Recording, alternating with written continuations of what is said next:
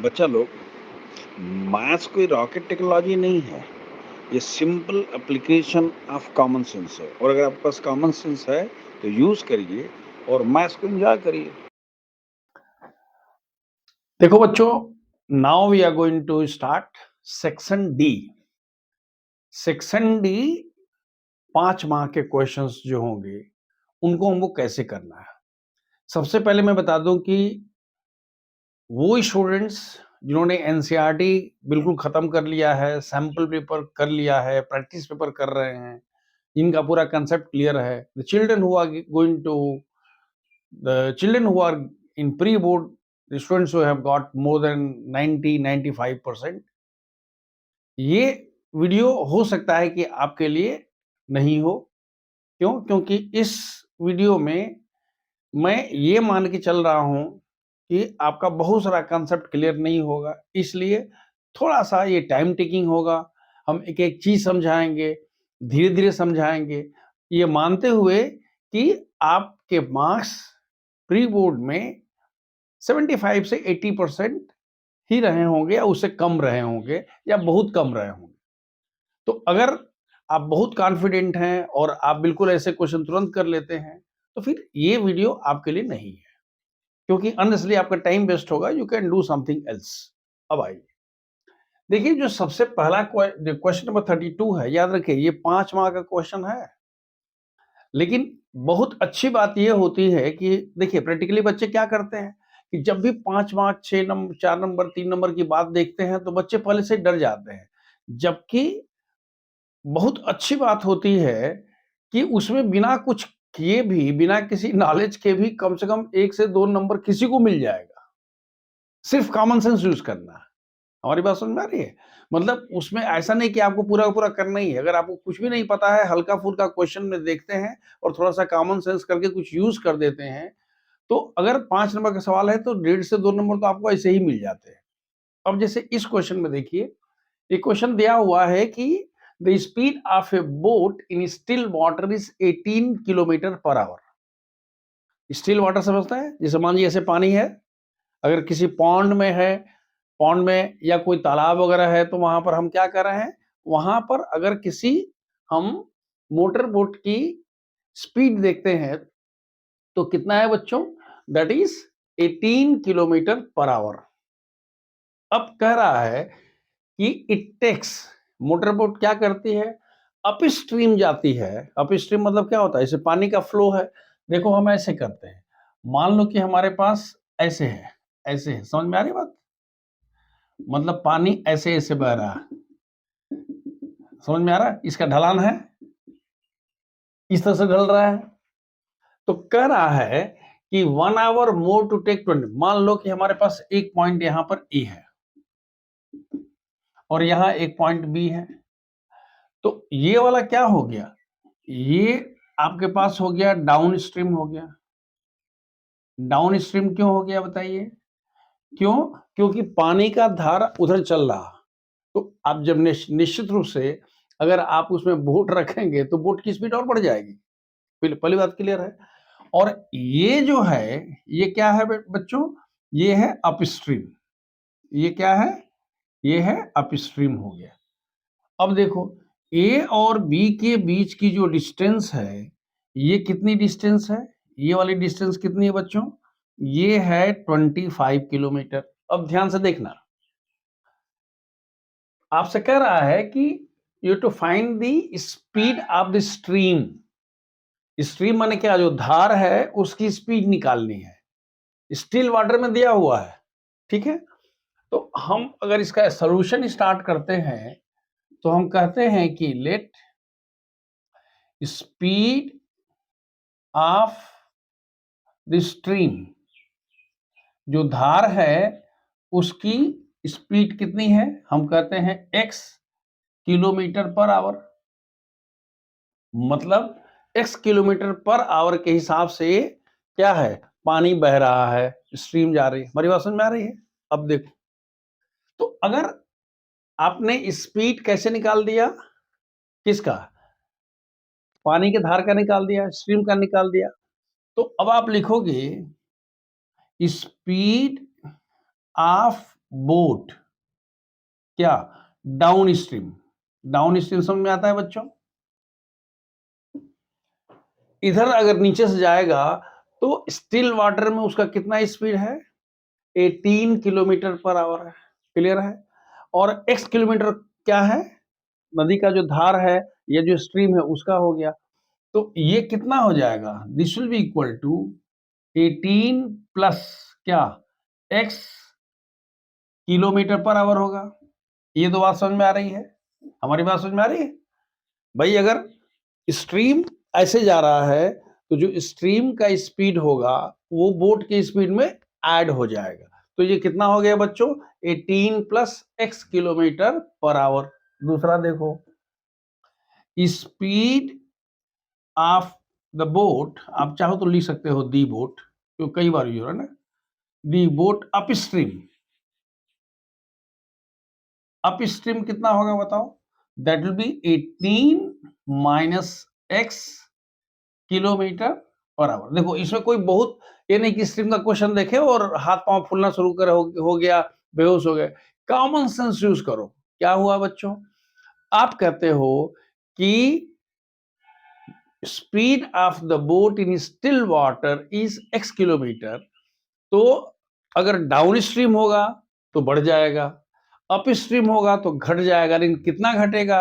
अगर मान लीजिए कि ऐसे जा रहा है, अगर ऐसे जाएगा तो उस केस में क्या होगा भाई? जो उसकी स्पीड होगी वो जो स्ट्रीम की स्पीड होगी उसको कम कर देगी। अगर 18 किलोमीटर है उधर से 5 किलो तो 18 माइनस 5 हो जाएगा। क्यों? क्योंकि जाने ही नहीं देगी। Is it clear? वही मैंने कह दिया है 18 माइनस x किलोमीटर। ये बात बिल्कुल क्लियर हो गई।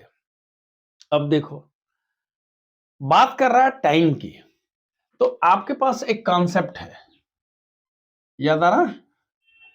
कंसेप्ट क्या होता है? स्पीड इज इक्वल टू क्या?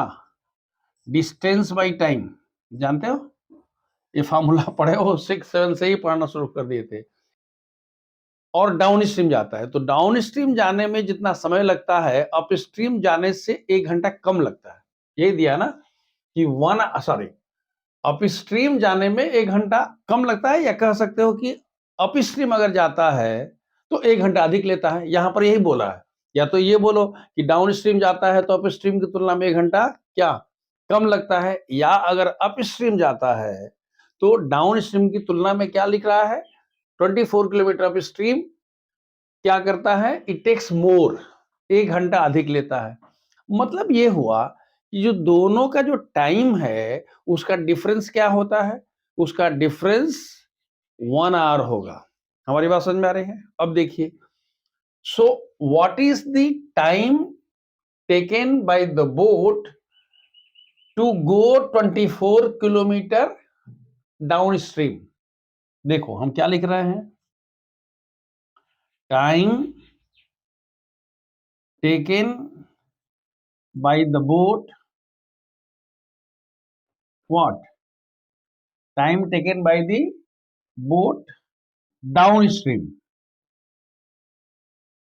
Down stream to cover 24 kilometre. कितना होगा बच्चों? हमने क्या बोला था? टाइम इज इक्वल टू क्या होता है? Distance by speed. तो हमने कहा कि डाउन स्ट्रीम में कितना होगा? डिस्टेंस कितना है? डिस्टेंस तो 24 होगा। हमारी बात समझ में आ रही है? और स्पीड कितना है? डाउन स्ट्रीम स्पीड कितना है? हमने लिखा है डाउन स्ट्रीम कितना है बच्चों स्पीड? ये है 18 प्लस एक्स। तो आपने कह दिया कि भाई ये हो गया 18 प्लस एक्स। लेकिन ये क्या है? That is the time taken down stream. तो इतना क्या हो गया? दैट मच और हो गया।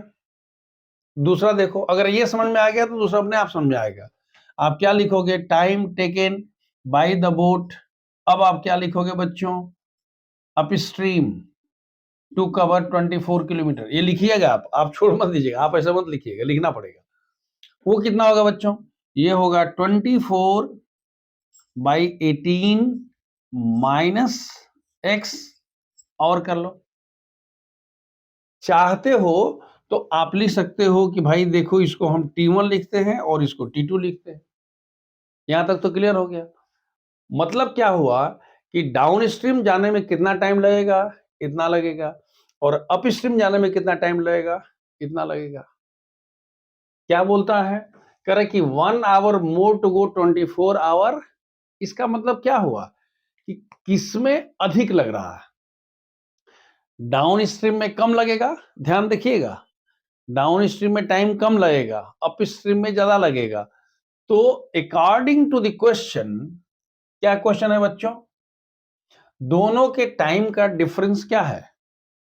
अकॉर्डिंग टू द क्वेश्चन क्या निकाल रहे हो, डाउन स्ट्रीम और अप स्ट्रीम। तो आप क्या लिखते हो, लिखोगे T2 minus T1 is equal to 1। Upstream जाने में जितना टाइम लगेगा माइनस डाउन स्ट्रीम जाने में जितना टाइम लगेगा, that is equal to 1 hour. या अप स्ट्रीम जाने में टाइम लगेगा, उसमें 1 आवर 1 घंटा और जोड़ देंगे तो डाउन स्ट्रीम में जाने का टाइम निकल गया। एकदम क्लियर हो गया यहां तक। तो अब देखो, पहले आप देख लो कि आपको मार्क्स कैसे मिलते हैं। पहली बात तो ये है कि अगर आपने जो पहला लिख लिया था क्या, वो x 18 माइनस एक्स और 18 प्लस एक्स, तो एक नंबर तो वहां हो गया, एक नंबर आपका यहां मिल गया, ये आपने टाइम निकाल लिया। तो अब तीसरा देखिए, तीसरा पहुंचते हैं आप। तीसरा आप क्या लिख रहे हो, T2 माइनस T1। T2 क्या है बच्चों, T2 आपका है 24/18 minus x minus 24/18 plus x is equal to how much, 1।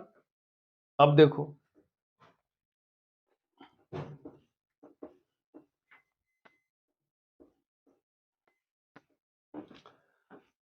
अच्छा अगर इतना कर लिए तो एक नंबर का और काम हो गया। अगर ये वाला सिर्फ ये लिख दिए तो एक नंबर का काम और हो गया। बात समझ में आ रही है। अब देखिए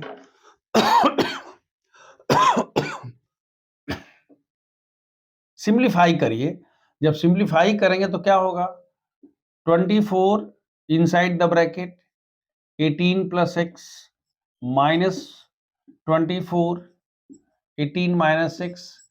देखो इसका इसमें कर दिया, इसका इसमें कर दिया, दोनों का आपस में हो जाएगा। तो ये डिवाइडेड बाई, हम डायरेक्ट भी लिख सकते थे 18 माइनस एक्स 18 प्लस एक्स। इसको अगर हम चाहते तो डायरेक्ट भी लिख सकते थे कि हम ऐसा अभी नहीं लिख रहे हैं। अब देखो इन दोनों में कैसे करते हैं सिंप्लीफाई, देखो उसको देख करके अब डरना नहीं है। जल्दी बच्चे क्या करते हैं, शुरू हो जाते हैं मल्टीप्लाई करना शुरू होते हैं। थोड़ा सा कॉमन सेंस यूज करो, कुछ कॉमन वगैरह है क्या। तो कॉमन क्या हो गया बच्चों, कॉमन हो गया 24। यहाँ क्या बच गया तुम्हारे पास 18 प्लस एक्स। इसमें इसको माइनस को अंदर ले जाओगे तो क्या होगा, माइनस 18 और माइनस माइनस क्या हो जाएगा, प्लस। ये तो हो गया। अब देखो this is equal to 18 minus x into 18 plus x. पहले सिंप्लीफाई करते हैं। देखो बच्चों ये 18 और 18 कैंसिल हो गया, तो यहां हमारे पास क्या हुआ, ये हो गया 2 इंटू 24 इंटू एक्स, ये 2x इंटू 24 है। यहां कितना होगा देखो, दिस इज इक्वल टू 324, पहले मल्टीप्लाई हो गया, and minus how much, x square. याद आ रहा, a minus b into a plus b is equal to a square minus b square. तो अब अगर इसको सिंप्लीफाई करोगे तो कितना होगा, x square minus 48x, x को हमने इधर ला दिया, सॉरी प्लस हो जाएगा 24, and minus 324 is equal to 0। अब इसको कैसे कर, ये समझ में आ रहा है, हमने सिंपल मल्टीप्लाई किया, कोई जंप नहीं किया, कोई नहीं किया, हम बहुत प्यार से जा रहे हैं, धीरे धीरे जा रहे हैं। अब देखो तुम्हारे पास कितना है, 324 है। देखो ये जो आप जितना काम कर रहे हो, इतना करने का आपको 1 मार्क मिलेगा, याद रखिएगा, क्योंकि 3 मार्क्स तो आपने ऑलरेडी कर लिया। इसको 1 मार्क मिलेगा और लास्ट में आंसर निकालने का 1 मार्क। अब देखो जो तुम्हारे पास 324 है, तो आप क्या लिखते हो, यही नहीं करते हो जी, 2 एक एम 2, 2 छः 12, 2 दूनी के 4, फिर 2 2 8 16, 2 एक एम, फिर 3, याद आ रहा? 3 दूना के 6, 3 7 21, 3 9 27, 3 तिली के 9 और 3। ये तुम्हारे पास क्या है, दिया हुआ है, ये फैक्टर्स होंगे। अब इसमें हमारे पास क्या-क्या फैक्टर्स होंगे?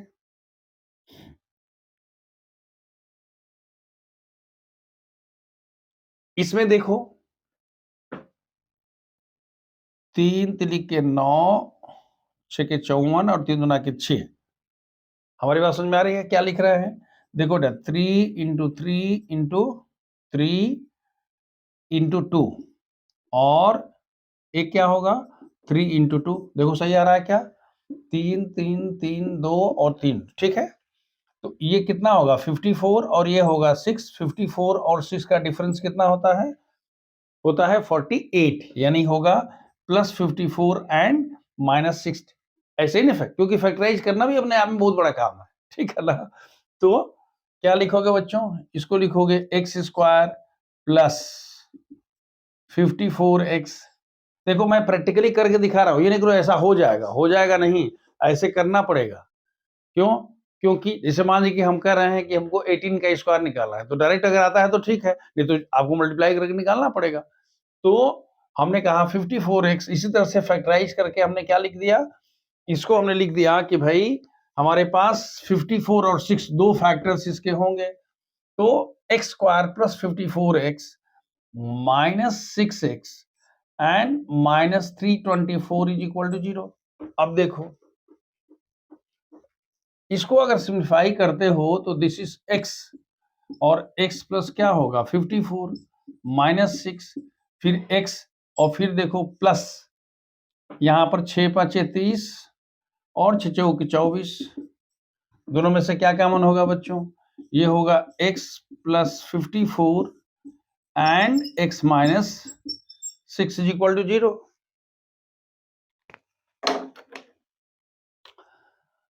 इसका मतलब क्या हुआ कि x माइनस 6 इज इक्वल 0, मतलब क्या हुआ x इज इक्वल टू 6 और x प्लस 54 इज इक्वल 0, मतलब x is equal to minus 54।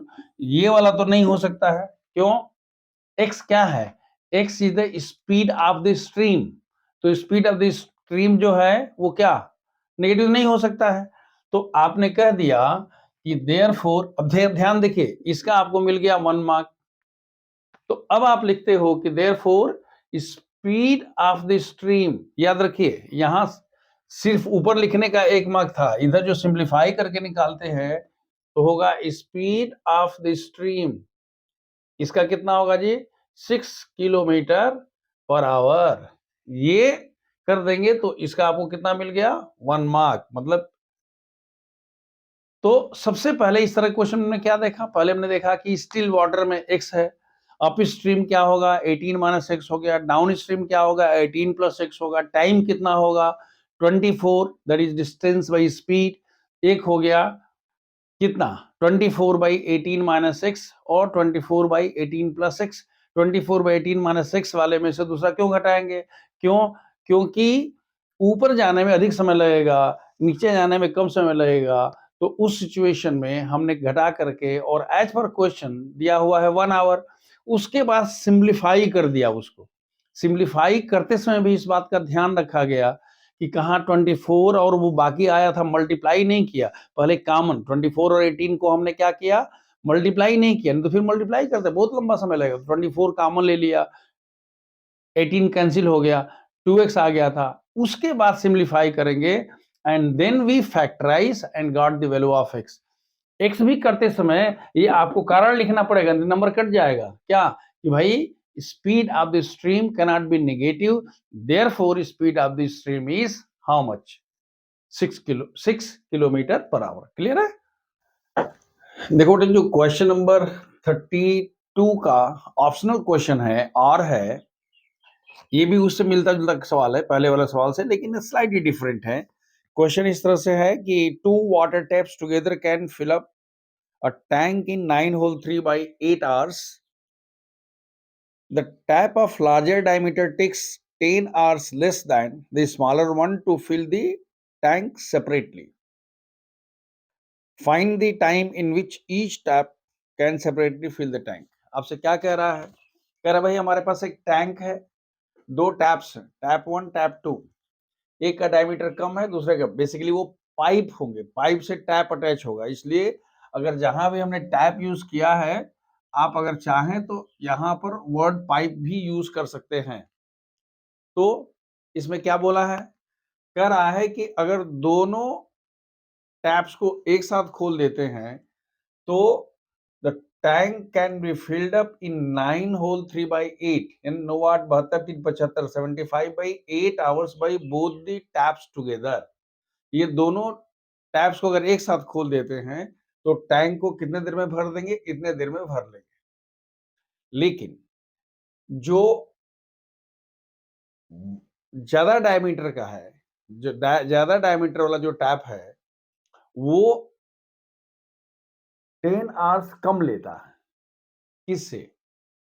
It takes 10 hours less than the smaller diameter. मान लीजिए अगर T1 है, T2, T2 कम लेता है, क्योंकि भाई उसका डायमीटर ज्यादा होगा, ज्यादा पानी गिरेगा, सीधी सी बात है। देखिए हमने पहले से इसको इसलिए लिख दिया है ताकि फिर it will not take lot of time, otherwise question 15-15 20-20 minute पे एक्सप्लेन करना पड़ रहा है। हमने कहा कि let the time taken by smaller tap, या उसको पाइप भी कह सकते हैं, to fill the tank is equal to x hour. मान लेते हैं कि स्मॉलर टैप जो है वो x आवर्स में उसको भर देता है। Therefore, time taken by the larger tap, what? To fill the tank. Larger tap to fill the tank will be equal to x minus 10 hours. भाई अगर स्मॉलर टैप x आवर्स में भरता है तो जो बिगर डायमीटर वाला टैप है, यानी जिसका मोटा पाइप, जो मोटा जिसका होगा, पाइप जो मोटा होगा, वो क्या होगा? 10 आवर्स कम लेगा, यानी क्या हुआ? x minus 10 hours. पहला तो क्लियर हो गया भाई, अगर हम x लिख लिए, दूसरा x माइनस 10 हो गया। अब ध्यान से देखिए, बड़ा इंटरेस्टिंग चीज है। अब कहते हैं कि part of the tank filled in by smaller tap in 1 hour. 1 घंटे में वो कितना भरेगा? भाई आप कह रहे हो कि x आवर्स में पूरा भर देता है, तो 1 आवर में कितना भरेगा? It will fill up what? 1/x part. ध्यान समझ में आ रहा है? x पार्ट में 1 भर रहा है, तो 1 आवर में कितना भरेगा? 1/x। इसी तरह से the larger one will fill up which how much part? It will fill up 1/x minus 10 parts. यहां तक क्लियर हो गया? आपने कहा कि the tank can be filled in 75 hours by both the, इसका मतलब ये हुआ कि part of the tank filled in by both the taps in 1 hour will be equal to, याद रखिए, इतने घंटे में पूरा भर देता है, तो 1 घंटे में क्या होगा? 1 by this, basically it will be 1 by 75 by 8, means कितना होगा? 8 बाय 75 पार्ट होगा। टैंक का 1/x पार्ट 1 आवर में स्मॉलर भर सकता है, लार्जर जो है वो इतना भर सकता है, और ये वाला कितना भरेगा जी? दोनों मिलके अगर करते हैं तो कितना पार्ट बनेंगे? 8/x। इसका मतलब ये हुआ कि देयरफॉर, अब क्या हो सकता है कि अगर हम दोनों का देखते हैं 1-1 घंटे का, तो हम कह सकते हैं कि 1/x by 1 by plus 1/x minus 10 is equal to 8/75। भाई 1 घंटे में एक पार्ट बढ़ता है, वो एक पार्ट है, और दोनों मिलकर करते कितना बढ़ते हैं? इतना बढ़ते हैं, दोनों आपस में बराबर हो जाएंगे। अब इसको सिंप्लीफाई करो, x minus 10 plus x by x square minus 10x is equal to 8/75। यानी देखो बेटा, यहां पर हमारे पास 2 कैंसिल होगा, आप 2 कॉमन ले लोगे तो होगा x minus 5 by x square minus 10x is equal to 8/75। ये 2 और इससे ये कैंसिल हो गया। अब जरा हम एक चीज आपको बता दें जो बहुत इंटरेस्टिंग पार्ट है। आपको मार्क्स कैसे मिलते हैं ये आपको जानना बहुत जरूरी है। How you get the marks. देखिए जो मार्किंग स्कीम में इन्होंने दिया हुआ है वो ये है कि अगर आप ये दोनों लिख लेते हैं सिर्फ, तो इसका आपको मिल जाएगा half mark. If you simply write by time taken is how much, so half mark आपका उसका मिल गया। और अगर ये दोनों कर लेते हैं that is how much part will be filled इन, तो इसका आपको मिल जाएगा 1 मार्क। याद रखिए अभी आपने कुछ किया नहीं है, सिर्फ आपने कहा भाई कितना पार्ट भरेगा, तो हाफ मार्क उसका हो गया, 1 बाई इसका हो गया। और अगर आप ये कहते हैं कि भाई ये दोनों मिलकर कितना करेंगे, देखो हर काम करने के लिए आपको क्रेडिट मिल रहा, इसके लिए कितना मिलेगा, हाफ मार्क मिलेगा। और part of the tank filled in by both the pipes in 1 hour is basically इन्होंने इन दोनों के लिए 1/2 प्लस 1/2 कह दिया। इसके लिए इतना कहा है कि भाई इतना दिया हुआ है, पता नहीं उसके लिए क्यों क्रेडिट दी गई है, लेकिन प्रैक्टिकली इन दोनों के लिए 1 मार्क दे दिया गया।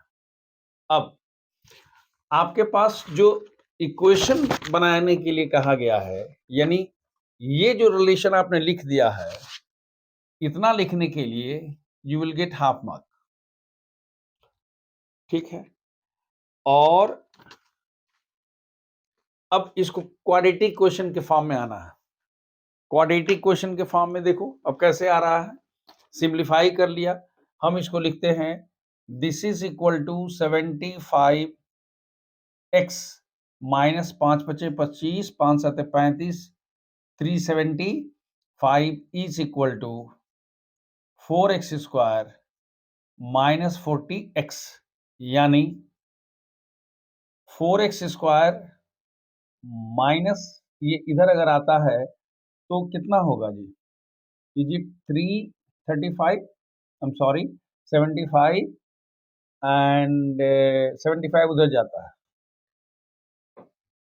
तो ये कितना होगा बच्चों, ये तुम्हारे पास हो जाएगा 5 और ये होगा 7 4 11, 115x एंड प्लस 375। अगर आप इतना कर लेते हो तो इसके लिए आपको मिल जाता है 1 मार्क। याद रखो, हमारी बात समझ में आ रही है हम क्या कर रहे हैं बच्चों। आपने इस सिर्फ कंडीशन को कह दिया भाई 1 घंटे में एक पार्ट जितना भरेगा, फिर दोनों पाइप का 1-1 घंटे वाला जो कह दिया ना कितना पार्ट भरेगा, तो these two will be equal to 8/7, इतना लिख देने का हाफ मार्क। इसको सिंप्लीफाई करके इक्वेशन के पा जाने के लिए कितना, 1 मार्क। यहीं तक इन्होंने दिया हुआ है, that is for 1 mark. X की वैल्यू निकालना है तब आपको मिलेगा, अभी अभी नहीं मिलेगा। थोड़ा सा इसको कंटिन्यू कराइए। अब इसको देखो, इसको फैक्टराइज करने के लिए अब यहां से आप क्या पहुंच गए बच्चों,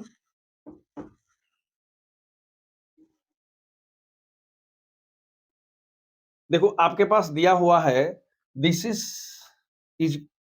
इक्वल टू 0। आपके पास क्या है 4x square minus 115x plus 375 is equal to 0। अब जरा ध्यान से देखो, अगर 375 को आप करते हो तो पहले 3 से करो, 7 5 12 3 15, 3 से कटेगा तो 3 1 जा 3, 3 2 जा 3 5, देन 25, देन 5, देन 5। मतलब हमारे पास जो 4 इंटू 375 है, इसको लिख सकते हो 2 into 2 into 3 into 5 into 5 into 5, ये होगा। ये दोनों मिलके प्लस हैं, याद आ रहा। तो अब आपको दो ऐसे फैक्टर निकालने हैं जिनका सम क्या होगा, जिसका सम 115 होगा। तो 115 निकालने के लिए आप यहां से देखो, 1 2 दुना के 4 5 20 5 100 और ये 15 हो गया, यानी हमारे पास कितना हो गया बच्चों, ये होगा 100 और इंटू 15, उसी को आप लिख सकते हो।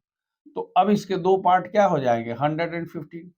कहने का मतलब ये हुआ कि फैक्टराइज करना भी अपने आप में एक काम है। तो इसको आप लिख सकते हो 4x² minus 100x minus 15x plus 375 is equal to 0। This imply that 4 common ले लो, x² माइनस 25 माइनस यहाँ 15 कॉमन ले लोगे तो x minus 25 should be equal 0। 15 दुना के 30, 15 पच्चे 75, ठीक है। इसको आप लिख सकते हो, आई am sorry this is x, क्योंकि आप क्या कॉमन ले रहे हो इसमें से कॉमन ले रहे हो 4x। तो ये हो गया x minus 25 into 4x minus 15 is equal to 0। यानी दोनों को अलग अलग इक्वेट करोगे तो x is equal to 25 and x is equal to 15/4। ध्यान से देखिएगा, 15/4 नहीं हो सकता है। क्यों? क्योंकि आप जो x माइनस 10 आवर्स लिए थे तो 15/4 माइनस 10 करिएगा तो 15/4 माइनस 10 का मतलब क्या हुआ जी, ये minus 40/4 is equal to minus 25/4, ये निगेटिव हो जाएगा। Time taken by the other one will be negative, so this will be discarded, it is not possible. तो यहां से याद रखिए, यहां से स्टार्ट करके और यहां तक पहुंचने के लिए you will be getting 1 mark. और जब यहां तक पहुंच गए तो फिर आपको लिखना पड़ेगा कि भाई तो इन दोनों में से दोनों होना है कि एक होना है। तो हम बोलेंगे कि भाई ये तो हो सकता है। क्यों? आप x की वैल्यू कह रहे हो 25 तो चलेगा, लेकिन x की वैल्यू 15/4 नहीं होगा। क्यों? क्योंकि x माइनस 10 करोगे तो निगेटिव हो जाएगा, टाइम तो निगेटिव लगेगा नहीं। तो x का कितना टाइम हो गया, कितना लग गया, 15 आवर्स। आपने लिखा था स्मॉलर पाइप कितना लेगा, 15 hours. And what about the larger pipe? Larger pipe will take x minus 10 hours, meaning 25 minus 10 is equal to 15 hours.